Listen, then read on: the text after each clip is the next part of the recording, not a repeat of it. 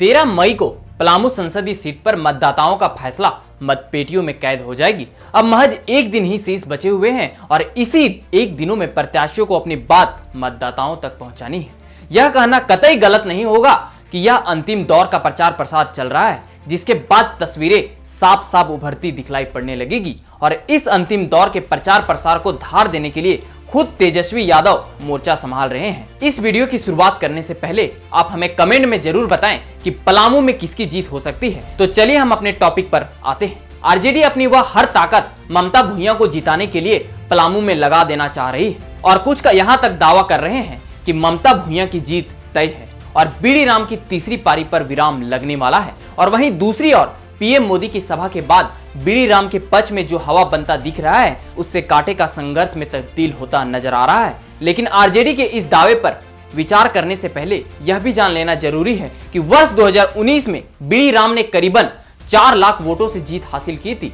तब विष्णु राम को 62.46 थे, जबकि उनके सामने मुकाबले में खड़े धूरन राम को महज 22.98% मतों से ही संतोष करना पड़ा था। इसके पहले के मुकाबले में वर्ष 2014 में भी बीडी राम ने करीबन 2.5 लाख मतों से जीत हासिल की थी। उनके हिस्से में 48.76% वोट आए थे, जबकि मनोज कुमार को महज 21.75% मतों के साथ ही संतोष करना पड़ा था। अगर हम पलामू के प्रमुख मुद्दे को देखें तो कई ऐसे मांग हैं जो अभी तक पूरे नहीं हुए। यहाँ भी पेयजल, सिंचाई, बिजली, सड़क, बेरोजगारी, पलायन आज भी बदस्तूर जारी है। 10 साल से भाजपा के बीडी राम सांसद हैं, लेकिन कई इलाकों में अभी भी काम अधूरा है। पलामू संसदीय क्षेत्र के कई इलाके आज भी नक्सलियों से प्रभावित है। यहाँ के लोगों के हालात अब भी बेहतर नहीं हुए हैं। आज भी अपेक्षाकृत विकास की उम्मीद लगाए बैठे हैं। पलामू की धरती पर पीएम मोदी, अमित शाह, राजनाथ सिंह तक आ चुके हैं। कई वादे भी किए, लेकिन एक दशक हो जाने के बाद भी पूरे नहीं हुए।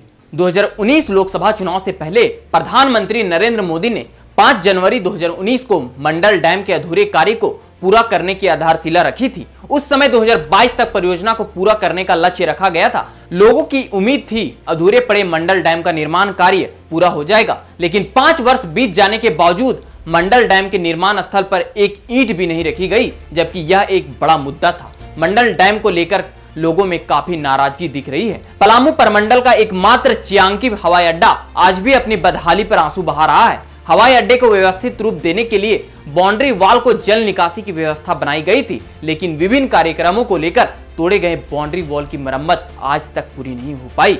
रनवे पर हवाई जहाज की जगह गाड़ी और मवेशी देखे जा रहे हैं। इस हवाई अड्डे को व्यावसायिक उड़ान की दिशा में विकसित करने का निर्णय लिया गया था, लेकिन आज भी यह कार्य पूरा नहीं हो पाया। मोदी की गारंटी में जपला सीमेंट फैक्ट्री भी शामिल था, जो आज तक पूरा नहीं हुआ। 3 दशक से ज्यादा बीत जाने के बावजूद जपला सीमेंट फैक्ट्री नहीं खुल सका। वर्ष 2014 के लोकसभा चुनाव के दौरान मेदिनीनगर की जनसभा में नरेंद्र मोदी ने जपला सीमेंट फैक्ट्री खुलवाने का वादा किया था।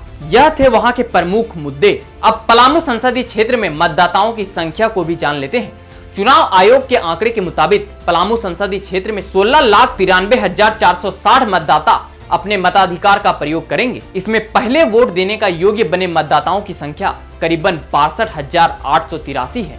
इनमें से 8,77,713 पुरुष मतदाता हैं, वहीं महिला वोटर्स की संख्या 8,15,541 है, जबकि 5 ट्रांसजेंडर मतदाता भी हैं, जो 13 मई को होने वाले चुनाव में अपने पसंद के प्रत्याशी को वोट करेंगे। यह सीट अनुसूचित जाति के प्रत्याशियों के लिए आरक्षित है। इस लोकसभा क्षेत्र में 6 विधानसभा क्षेत्र आते हैं, जिसमें डाल्टनगंज, विश्रामपुर, हुसैनाबाद, गढ़वा, छतरपुर, भवनाथपुर शामिल हैं। इन विधानसभा में फिलहाल 5 पर भाजपा और उनके घटक दल के विधायक हैं, तो वहीं एक सीट पर गढ़वा जेएमएम के खाते में है। इस हालात में एक सवाल खड़ा होता है कि किस आधार पर आरजेडी अपनी जीत की हुंकार लगा रहा है, जबकि वर्ष 2014 हो या 2019, जीत हार का अंतर 2.5 लाख से 4 लाख मतों का रहा है। क्या बीडी राम के खिलाफ एंटी इंकबेंसी की लहर है? एंटी इंकबेंसी का मतलब इस बार बीजेपी के सत्ता का लहर पलामू में नहीं दिखेगा। और इन बातों से सबसे बड़ा सवाल यह उठता है कि क्या पिछली बार मिलने वाला वोट बीडी राम के चेहरे पर मिले थे या मतदाताओं ने पीएम मोदी के चेहरे पर अपनी मुहर लगाई थी? क्या खुद पीएम मोदी ने भी एंटी इंकबेंसी के शिकार हैं? क्या विगत 10 वर्षों में एक ही भाषण और एक ही राग सुनते सुनते मतदाता बोर हो चुके हैं? और क्या यही बात नफरत की गहराई की खाई में बदल चुकी है? अब मतदाताओं का एक बड़ा हिस्सा अब पीएम मोदी को छोड़ तेजस्वी में अपना भविष्य देखने लगे हैं। क्या तेजस्वी यादव का नौकरी वाला दाव झारखंड में भी चलने वाला है? इतना तो तय है कि तेजस्वी ने अपनी रैलियों के बूते बिहार की सियासी फिजा बदल दी है। एक तरफ पीएम मोदी, अमित शाह का दौरा, दर्जनों हेलीकॉप्टर का रात दिन बिहार के आसमान पर उड़ते रहना और दूसरी तरफ इकलौता तेजस्वी का मोर्चा। लेकिन इकलौता तेजस्वी निश्चित रूप से पूरी सियासी फिजा को बदलता दिख रहा है। हालांकि तेजस्वी की यह कोशिश कितना बदलाव करेगी, इसके लिए 4 जून का इंतजार करना होगा। लेकिन यदि हम बात पलामू की करें तो सियासी जानकारों के अनुसार पलामू की धरती पर आरजेडी का एक मजबूत जनाधार रहा है। सामाजिक समीकरण आरजेडी के अनुकूल है।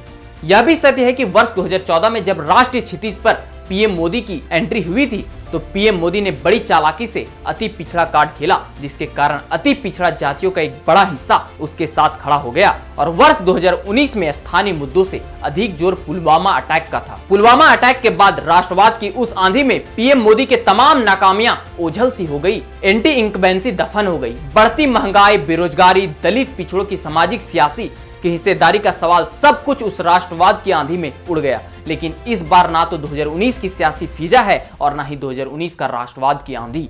पहली बार चुनाव जमीनी मुद्दे पर होता नजर आ रहा है। एक बार फिर स्थानीय मुद्दों पर पूरी सियासी बिसात बिछती नजर आने लगी है। इस बीच जिस जोरदार तरीके से भाजपा ने 400 पार का नारा दिया, अब वही नारा उसके गले की फांसी का फंदा बनता दिखाई देने लगा है। और एक तरफ 400 पार का नारा और दूसरी तरफ से संविधान बदलने के दावे से दलित पिछड़ी जातियों में एक बेचैनी पसरती दिखाई देने लगी है।